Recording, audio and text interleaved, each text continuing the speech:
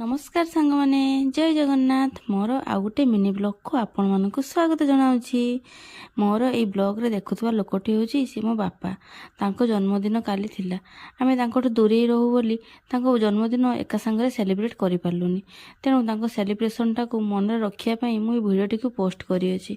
तांकर सबु सुखर कारण होची एई छोट पिला नातीटी तांकर ए नातिया टोका तांको पई केते कोन करूची देख देख सी तांको केक खुई दोची तांको मुहरे बुड़े दोची तांको बर्थडे टाको सी ता मतरे स्पेशल करिया पई चेष्टा करची। मन दुख कले कोन हबो आमुक तो आम कर्म करिया पई पड़िबो कर्म ही जीवन। तेणु सकाळ उठी प्रतिदिन भलिया मो काम सारी मो कार्य अभिमुखे बाहरली एवं कार्यस्थले प्रतिदिन भलिया प्रचुर काम थिला एवं से काम गुडी को शेष करी पुणी घर को आसीबा पई लगिली एवं घर को आसी सारा परे मोर गोटे पार्सल आसाला से पार्सलटा को अनबॉक्सिंग कली एवं दुईटा मोर मॉइस्चराइजर क्रीम आसला सेटा आपण मान सहित देखैली। तापर ताको पचारली इवनिंग रे कोन खाइबू सी कहला पाळंग पकोड़ी खाइबो पाळंग पकोड़ी मुड़ी खाइबो एठी शेष करूची।